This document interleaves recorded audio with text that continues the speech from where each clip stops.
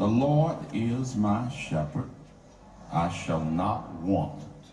He maketh me to lie down in green pastures. He leadeth me beside the still waters. He restoreth my soul. He leadeth me in the path of righteousness for his name's sake. Yea, though I walk through the valley of the shadow of death, I will fear no evil, for thou art with me. Thy rod and thy staff, they comfort me. Now, let's stop and back up.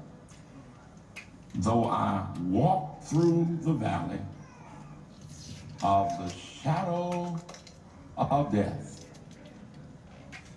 I will fear no evil. Will you look at somebody and just say that? I will fear no evil. That's the thought that I want you to take home with you on tonight. I will fear no evil. Now, the word evil here really means danger.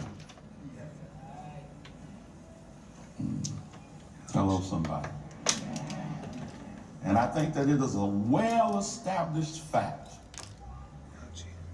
that the time in which we live is a time filled with danger. Many churches are beginning now to have divine protection services, and most of it is in lieu of what happened September the 11th. This is something that we started doing, I don't know how many years ago, somewhere between 15 and 20 years ago. Because even at that time, I noticed the fact that at this time of the year, that the streets became more dangerous. Not only the streets where rapings and muggings and purse snatchings and all of that was accelerated, but it's also a time when there are more domestic fires, houses that the weather begins to cool and people are going shopping and doing things and being a little careless. And many times, sometimes it's only because the heating apparatus hasn't been properly checked out. And while people are asleep, homes catch fire. It is a time of the year when there is much danger. But now today, when we think about danger, we think about Afghanistan. We think about our nation being at war. We look at the recent outbursts in the Middle East, where Israel and those Arab settlements, Palestinian settlements, tempers are flaring again, and suicide bombers. And it is really something how a person can be brainwashed to the degree that they are willing to kill themselves in order to make sure that they take out some of their enemies. Life doesn't seem to mean very much. We're in danger in the airways, on the highways, in danger, even in our homes, danger. Even now, children cannot go to school and feel safe, because in the elementary and middle and high schools, life isn't worth very much, because young people who have not even learned as yet what life is all about, they're flirting with death.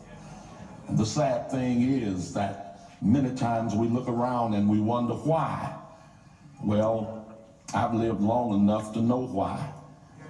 Because when I first entered school in the first grade, back at the age of 5 years old, just a couple of weeks or so before my 6th birthday, the first thing that I was introduced to was the fact that in the school we had assembly. We read the Bible, we prayed, we pledged allegiance to the flag, and we did all of that before going into our classes. But one woman one day saw the power that she could have by going before the courts of the nation and having prayer and Bible reading outlawed from the schools. And when prayer and Bible reading walked out, then drugs and knives and guns walked in. And since that time, even the schools are not safe. Danger is everywhere. Ouch, ouch, The ouch. Apostle Paul said, I believe it is in 2 Timothy chapter 3 and verse 1, that in the last days perilous times would come. And the word perilous means dangerous. If you probe a little deeper, I believe Strong's dictionary would refer to those times as not only being dangerous, but harsh times. Times that people would not necessarily have any sympathy or any feelings toward one another. It's a day when people have put themselves, me, inhabits the throne. Sitting on the throne of our life is the one big I. Everything is about me. And it doesn't matter who I have to crush to get what I want. Everybody is so into self-worth. And self-worth, most people think, is measured in dollars and cents, and will do anything just in order to make a buck.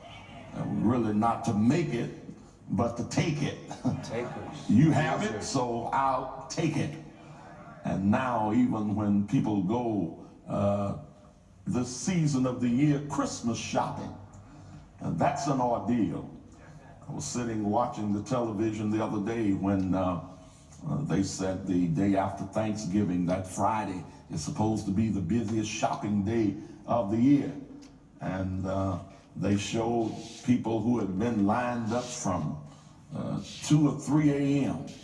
waiting on the Walmart store to open so they could cash in on all of the sales and all of the supposedly good buys that were there. And they showed one woman, a lady evidently stepped in front of her. She balled up her fist and threatened her and started using language that they had to bleep it out. And all of this is celebrating the joyful season. You never know where danger is. We are living in dangerous times.